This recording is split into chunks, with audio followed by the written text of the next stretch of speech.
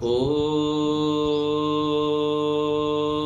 भूर्भुवः स्वः तत्सवितुर्वरेण्यं भर्गो देवस्य धीमहि धियो यो नः प्रचोदयात्। ॐ सहनाववतु सहनौ भुनक्तु सह वीर्यं करवावहै तेजस्विनावधीतमस्तु मा विद्विषावहै। ॐ शान्तिः शान्तिः शान्तिः। सभी को सादर नमस्ते। ईश्वर की महती अनुकंपा से हम इस समय व्यवहार भानु ग्रंथ का स्वाध्याय करते हैं। पिछले पाठ में हम विचार किए थे कि मनुष्य किसे कहते हैं, मनुष्यपन किसे कहेंगे, और उसका उदाहरण भी दिए थे कि जो धर्म मार्ग पर चलता है, सत्य का पालन करता है, जो अच्छे अच्छे गुणों को धारण करता है, उसी को ही मनुष्य कहेंगे। और जो बलवान होकर भी निर्बलों पर अत्याचार नहीं करता है, उसके अंदर मनुष्यपना है, वही मनुष्य कहा जाएगा, कहेंगे उसको। और पशुओं की तरह यदि हम जैसे पशु व्यवहार करते हैं, बलवान से डरते हैं और निर्बलों को डराते हैं, तो ये पशुपना है। और आगे बताए थे कि सत्या न ही सत्यात् परो धर्मो न अनृतात् पातकम परम। सत्य से परे कोई धर्म नहीं है। सबसे बड़ा जो श्रेष्ठ धर्म है सत्य है। सत्य का पालन हमें करना चाहिए। और दृष्टांत यहाँ पर दिए कि जो दुकानदार है और ग्राहक है, उन लोग कैसे कैसे बार्गेनिंग करते रहते हैं, मोल भाव करते हुए फिर झगड़ा करते। तो हमें इन सब से बचना है और सत्य का ही आचरण करना चाहिए। सत्येन पंथा विततो देवयानः। जो विद्वानों का, योगाभ्यासी श्रेष्ठ लोगों का जो मार्ग है, वह सत्य से ही प्रशस्त होता है।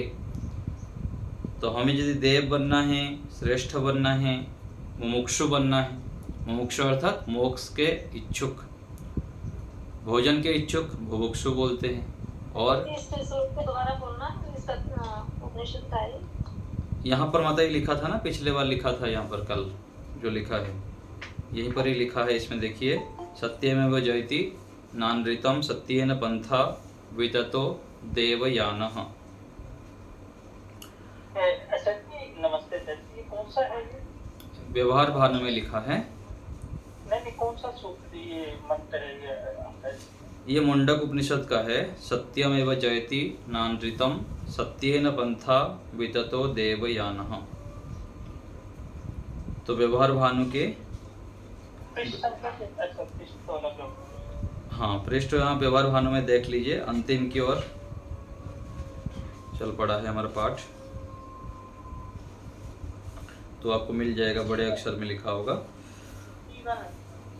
तो यही कह रहे हैं कि यदि हमको देव बनना है, श्रेष्ठ बनना है, तो हमें सत्य का आचरण करना होगा। आगे प्रश्न देखिए, मनुष्य का आत्मा सदा धर्म और अधर्म युक्त किस किस कर्म से होता है?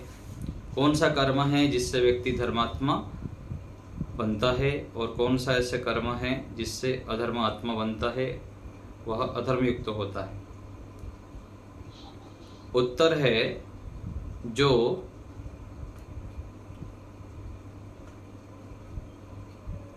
सर्वात्मांतर्यामी, सर्वांतर्यामी, सर्वद्रष्टा, सर्वव्यापक, सर्व कर्मों के साक्षी परमात्मा से डरने से, अर्थात कोई कर्म ऐसा नहीं है कि जिसको वह नहीं जानता हो।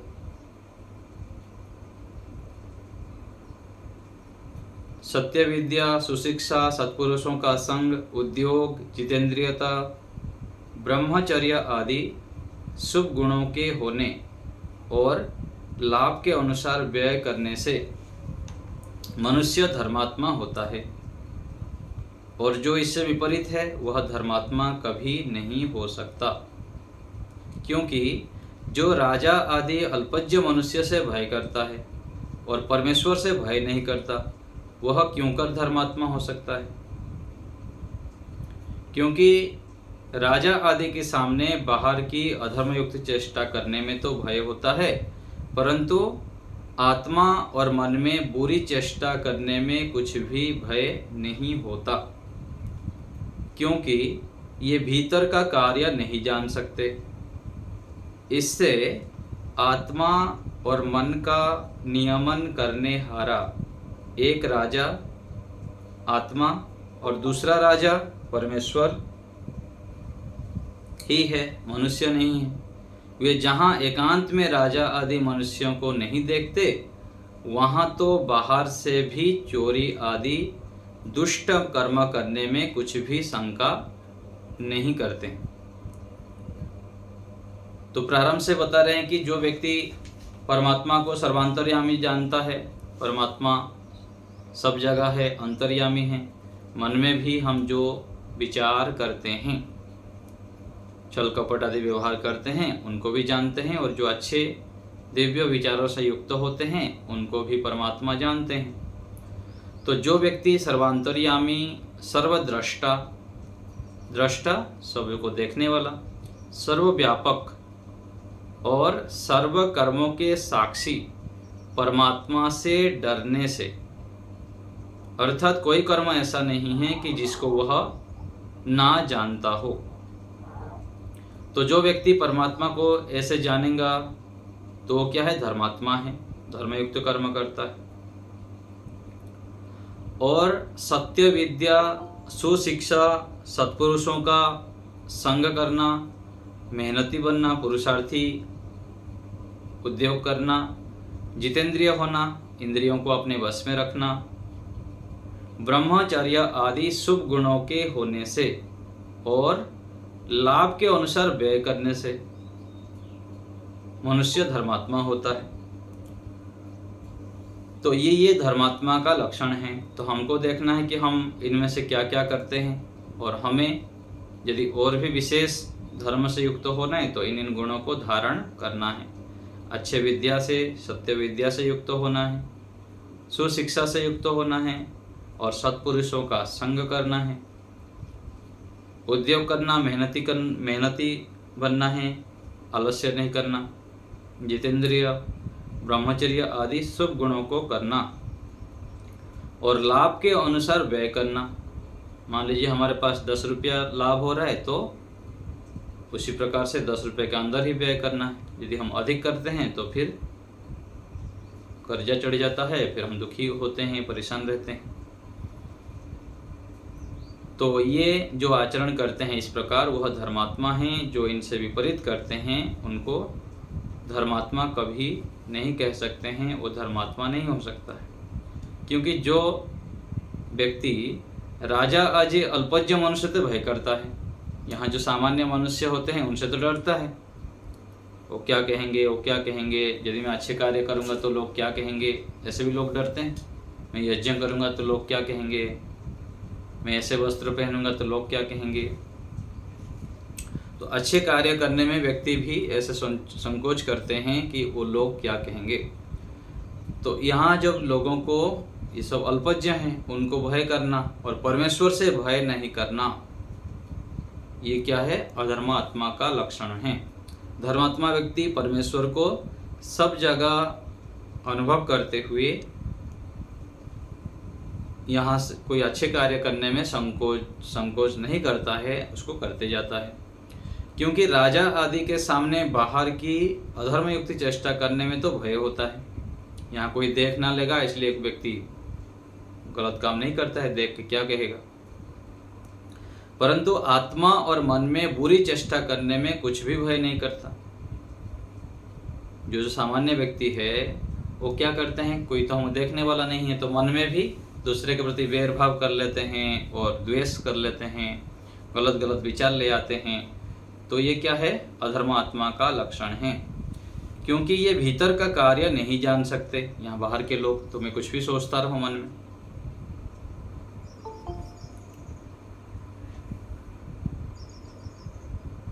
इससे आत्मा और मन का नियमन करने हारा एक राजा आत्मा और दूसरा राजा परमेश्वर है। तो आत्मा और मन का मन आदि का जो मन बुद्धि आदि का नियमन करने वाला एक राजा तो हम आत्मा हैं, और दूसरा जो सबसे बड़े राजा है वो कौन है? परमेश्वर है, मनुष्य नहीं है। तो ऐसे मान के हमको धर्मात्मा होना है।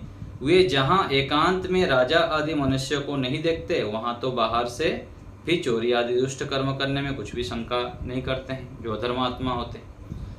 तो इसलिए जो धर्मात्मा बनना चाहता है वह मन में भी किसी के प्रति गलत भाव गलत विचार ना लाएं, क्योंकि जो भी हम मन में कुछ भी गलत विचार लाते हैं वह संस्कार रूप में हमारा ही हानि करता है। वो विचार अभी भी होगा, और ये फिर बार बार जब आवृत्ति करेंगे वो गलत संस्कार बन जाएंगे। ध्यान में बैठेंगे तो गलत विचार आएगा, जो पढ़ा हुआ सुना हुआ देखा हुआ जो गलत बातें होते हैं वो ध्यान में आएंगे। फिर बोलेंगे मन नहीं लगता, ध्यान नहीं लगता। जब ध्यान में बैठते हैं फिर मन इधर उधर भागता है। उसका कारण क्या है? हम गलत उसमें मेमोरी में डाल के रखें, उसको धीरे धीरे हटाते जाना और आगे लाना नहीं। मान लीजिए घर में खेत में कुछ हम बोना चाहते हैं, तो जो गलत है उसको हटाते जाना और नया बो देना है, और जो गलत फिर उगे ना उसके लिए बार बार सावधान रहनी है। दृष्टांत दे रहे हैं कि जैसे एक धार्मिक विद्वान के पास पढ़ने के लिए दो नवीन विद्यार्थियों ने आके कहा कि आप हमको पढ़ाइए। विद्वान, अच्छा हम तुमको पढ़ाएंगे, परंतु हम कहें सो एक काम तुम दोनों जने कर लाओ। इस एक एक लड़के को, मान लीजिए किसी विद्वान के पास बहुत सारे विद्यार्थी पढ़ते हैं, ब्रह्मचारी लोग हैं, तो वहाँ पर जो नया विद्यार्थी दो आए उनको काम दे दिए गुरुजी ने, विद्वान जो है। इस एक एक लड़के को एकांत में ले जाके जहाँ कोई भी ना देखता हो वहाँ इसका कान पकड़कर 2-4 बार शीघ्र शीघ्र उठा बैठा के धीरे से एक चपेटिका मार देना। दोनों को ले चले।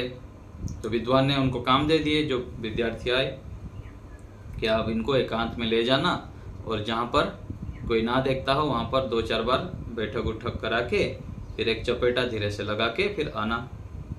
तो दोनों चल पड़े एक एक जगह अलग अलग दिशा में। एक ने तो चारों ओर देखा कि यहाँ कोई नहीं देखता है, उक्त काम करके झट चला आया।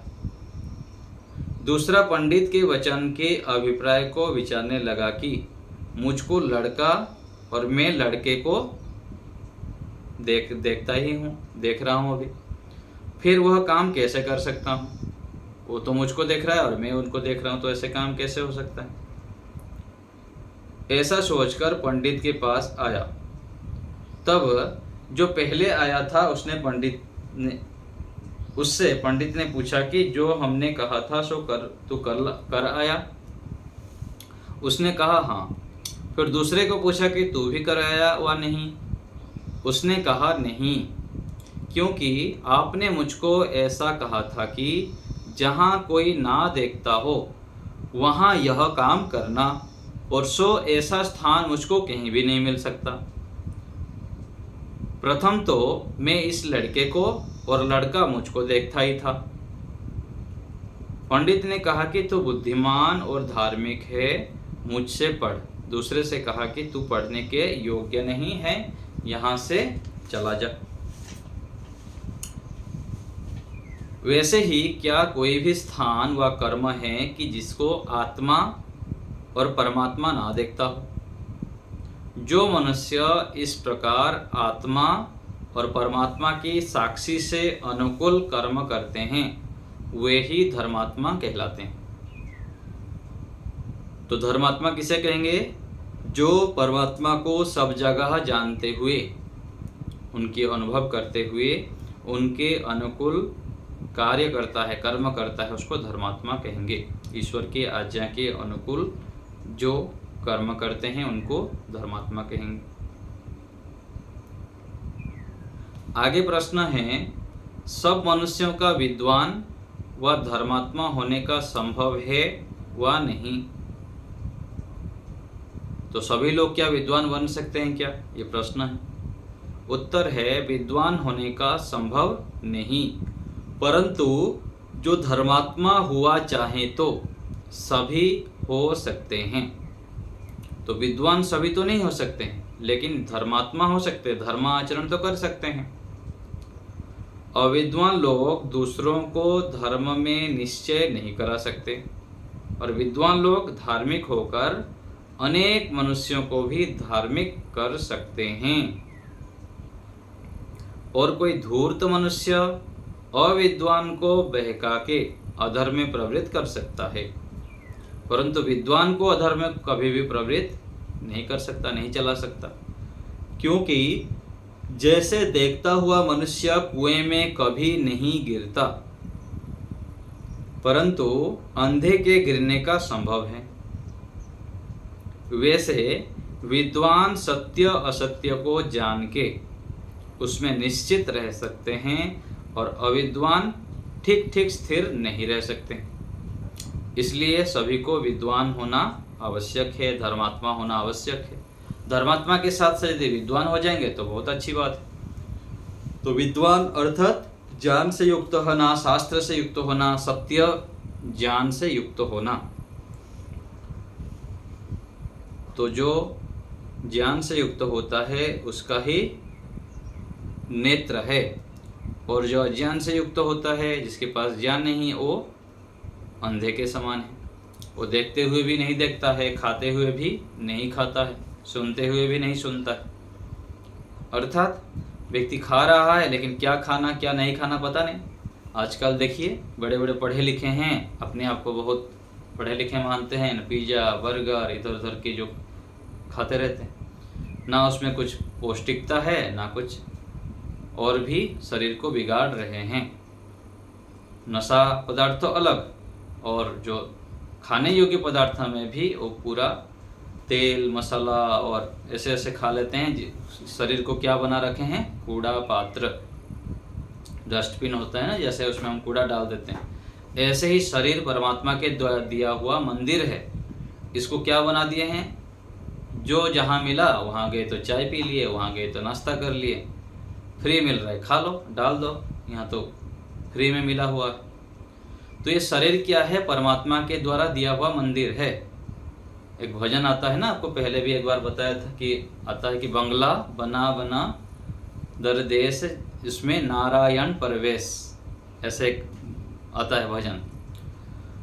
तो परमात्मा जो नारायण है, नारायण अर्थात जो सब जगह रहते हैं।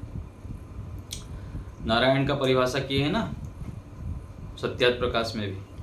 तो हम यहाँ पर ये केवल भाव ले रहे हैं कि जो ईश्वर सब जगह रहते हैं, यदि हम अपने शरीर को सात्विक भोजन से दिव्यता से युक्त करेंगे तब तो यहाँ रहेंगे। है तो परमात्मा सब जगह, लेकिन ज्ञान के दृष्टि से हमारे से दूर है। स्थान के दृष्टि से तो हमारे पास है।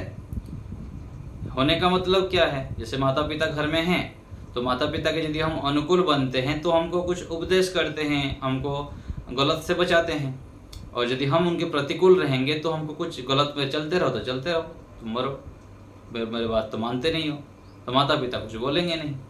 तो ऐसे ही परमात्मा हमारे साथ तो रहते ही हैं, लेकिन यदि हम अपने शरीर को, अपने इंद्रियों को पवित्र करते हैं, स्वच्छ करते हैं और शांत करते हैं, तब ईश्वर से हम लाभ ले पाते हैं।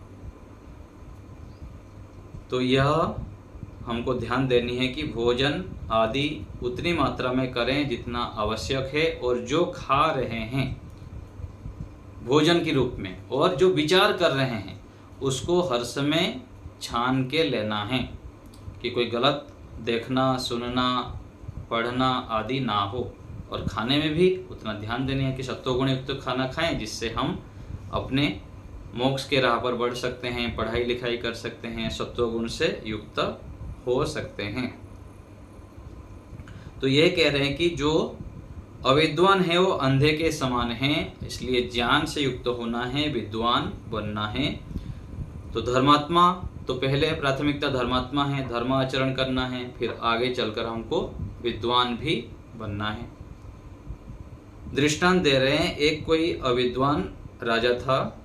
रश्मि बहन जी कुछ बोल रही हैं? जी आचार्य जी, मैं ये पूछ रही कौन से पृष्ठ में है आचार्य जी? पृष्ठ तो आप पलटते जाइए, अलग अलग पुस्तक है ना, आपको पता नहीं लगेगा। ठीक है, कोई छोटी पुस्तक है हमारे पास तो पंचम लघु ग्रंथ संग्रह है, तो उसमें पलटते जाइए, जहाँ पर आपको मिलेगा प्रश्न सब मनुष्यों का विद्वान व धर्मात्मा होने का संभव है व नहीं। उस प्रश्न के उत्तर में नीचे दृष्टांत मिलेगा आपको। जी आचार्य। अंतिम 5-6 पृष्ठ 7 पृष्ठ से पहले है, अंतिम की ओर हम चल रहे हैं। जी आचार्य। तो दृष्टांत है, एक कोई अविद्वान राजा था। उसके राज्य में किसी ग्राम में कोई मूर्ख भिक्षुक ब्राह्मण था। उसकी स्त्री ने कहा कि आजकल भोजन भी नहीं मिलता, बहुत कष्ट है। तुम पहले दानाध्यक्ष के पास जाना, वह राजा के पास ले जाके कुछ जप अनुष्ठान लगवा देगा। तो जो भिक्षुक ब्राह्मण था वो क्या बोला, जो राजा के नीचे रहते हैं ना, जो क्या बोलते हैं, कैशियर बोलते हैं मान लीजिए, है ना, उनका जो पैसा पत्र का विभाग देखते हैं, तो उनके पास जाना, तो वो आपको राजा के पास ले जाएगा और कुछ जो अनुष्ठान अथवा कुछ काम में लगा देगा, फिर आपको पैसा मिल जाएगा, कुछ आपको मिल जाएगा दान। उनको यदि बोलेंगे कि मेरे पास आज तक इनकम नहीं है और अभी मुझको आवश्यक है, तो उनके पत्नी बोलेगी तुम पहले दानाध्यक्ष के पास जाना, फिर वह राजा के पास ले जाके कोई काम में आपको लगा देगा अथवा भिक्षा का जुगाड़ कर देंगे। उसने वैसा ही किया। उसने दानाध्यक्ष के पास जाके अपना हाल कहा कि आप मेरी कुछ जीविका करा दीजिए, कोई मेरे को काम में लगा दीजिए अथवा मेरे को कुछ सहयोग करा दीजिए राजा से। दानाभक्ष कह रहा है मुझको क्या देगा, कमीशन, रिश्वत। फिर वो अर्थी कह रहा है कि जो तुम कहो। फिर दानाभक्ष कह रहा है अर्धम अर्धम स्वाहा, अर्थात जो आपको मिलेगा आपको आधा और मेरे को आधा। फिर अर्थी कह रहे महाराज मैं नहीं समझा तुमने क्या कहा। दानाभक्ष कह रहा है जो तू आधा हमको दे तो आधा तू ले, तो तेरी जीविका लगा दें। फिर स्वार्थी कह रहा है जैसी तुम्हारी इच्छा हो वैसा करो। अच्छा तो चल राजा के पास। जो स्वार्थी था, जो व्यक्ति है, वह चला। खुशामदियों से भरा सभा भरी थी, वहाँ दोनों पहुँचे। दानाभक्ष ने कहा कि यह गो ब्राह्मण है, इसकी कुछ जीविका करा दीजिए, यह आपका जप अनुष्ठान किया करेगा। फिर राजा कहा अच्छा जो आप कहें। फिर दानाभक्ष कह रहे हैं 10 रुपये मासिक होने चाहिए, अर्थात उनको काम में लगा दिए और इतना रुपया मासिक होना चाहिए। बीच में जो मीडिएटर थे, जो उनको राजा के पास पहुंचे, वो बोल रहे ठीक है। राजा बोले बहुत अच्छा। दानाभक्ष कह रहे हैं 6 महीने का प्रथम मिलना चाहिए, तो पहले एडवांस आपको 6 महीने का पैसा देना पड़ेगा। राजा बोले ठीक है, अच्छा कोषाध्यक्ष इनको 6 महीने का जोड़कर दे दो। फिर कोषाध्यक्ष दे दिए राजा की बात मान के। जब स्वार्थी रुपए लेने को गया, वह कोषाध्यक्ष बोला मुझको क्या देगा। जो राजा के नीचे था वो भी कमीशन मांगने लगा। स्वार्थी आप भी 1-2 ले लीजिए। फिर कोषाध्यक्ष छी 10 से कम हम नहीं लेंगे, नहीं तो आज रुपए नहीं मिलेंगे, फिर आना। ऐसे सब चलता है सब जगह। तब तक दानाभक्ष ने एक नौकर भेज दिया कि उसको हमारे पास ले आओ। तब तक कोषाध्यक्ष जी ने भी 10 रुपये उड़ा लिया। पहले राजा के नीचे जो कोषाध्यक्ष था, फिर जो ले गया था वो भी उससे कमीशन लेगा। फिर स्वार्थी 50 रुपये लेकर चला। 6 महीने का था, महीने में 10 रुपया, तो 6 महीने का 60 रुपया में से 10 रुपया कोषाध्यक्ष ले ला। फिर 50 रुपया लेकर चला। मार्ग में नौकर मुझको भी दे। स्वार्थी अच्छा भाई तू भी 1 रुपया ले लो। फिर नौकर ले लिया, लाओ।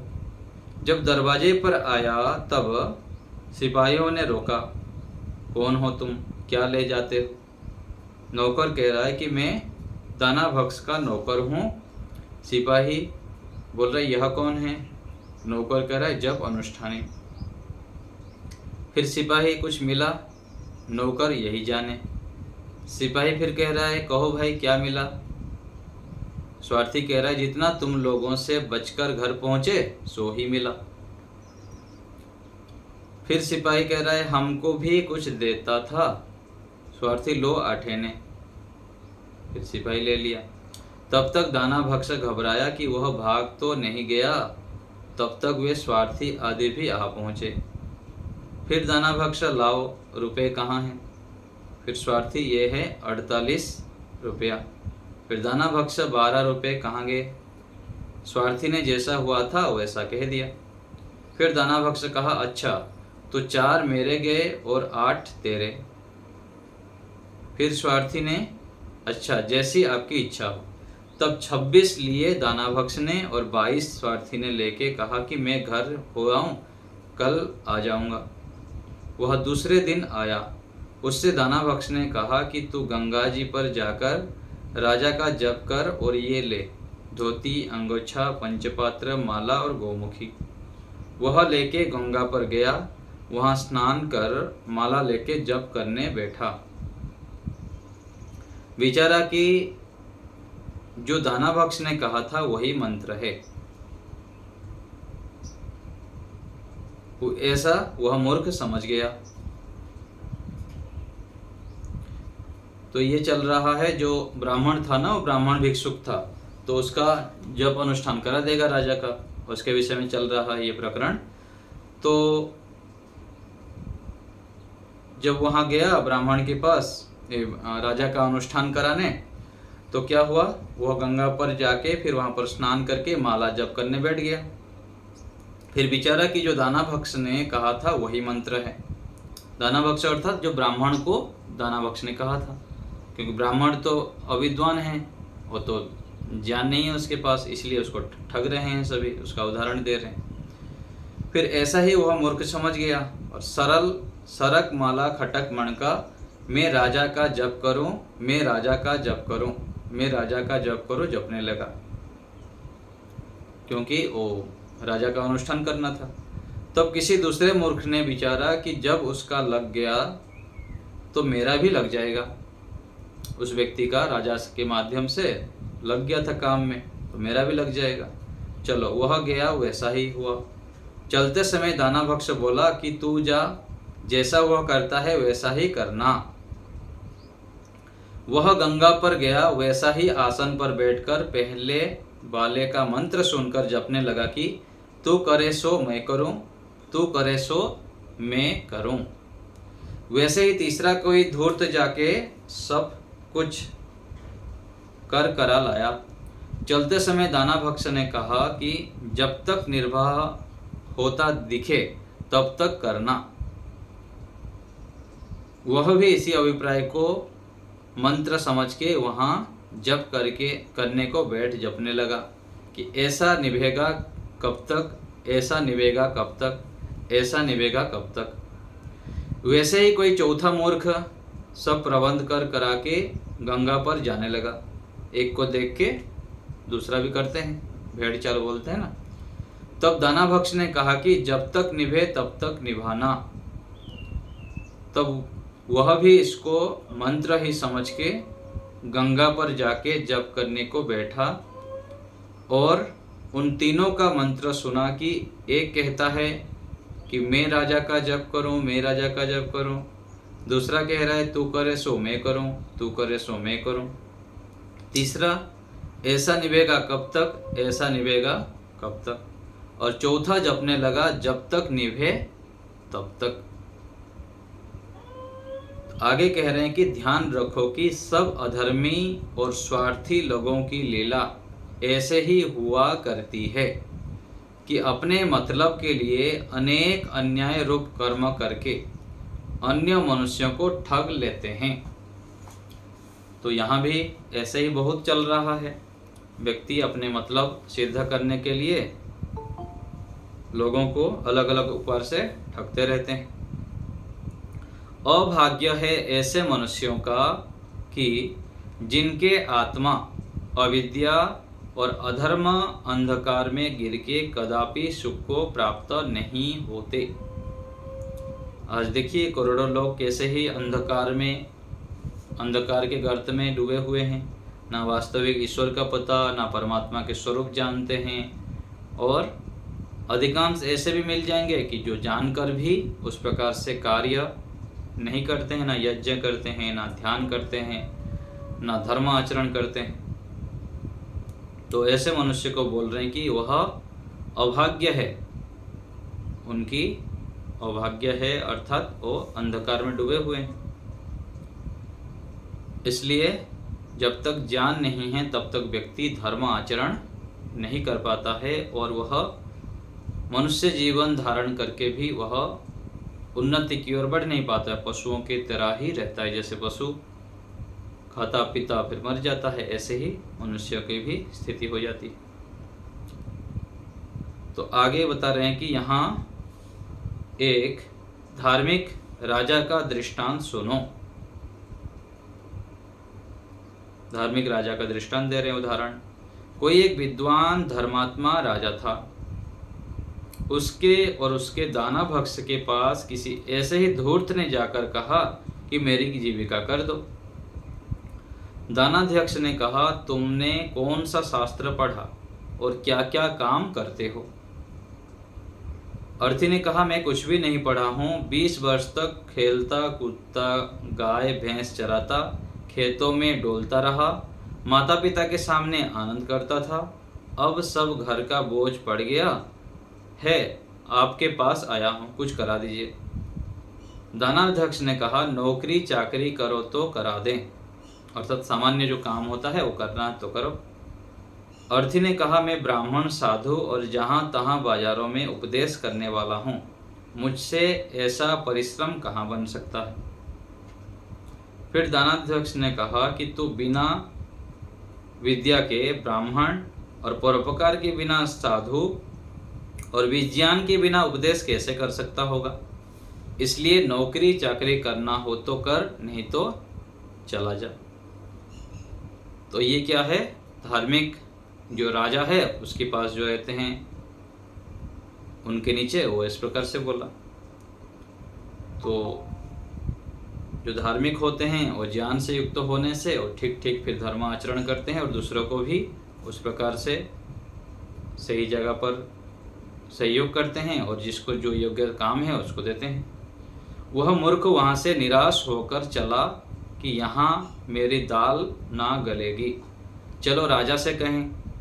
जब जाके वैसे ही राजा से कहा तब राजा ने वैसा ही जवाब दिया कि जैसा दानाभक्ष ने दिया था। वह वहाँ से चला गया। इसके पश्चात एक योग्य विद्वान ने आके दानाध्यक्ष से मिलके बातचीत की और तो दानाध्यक्ष ने समझ लिया कि यह बहुत अच्छा सुपात्र विद्वान है।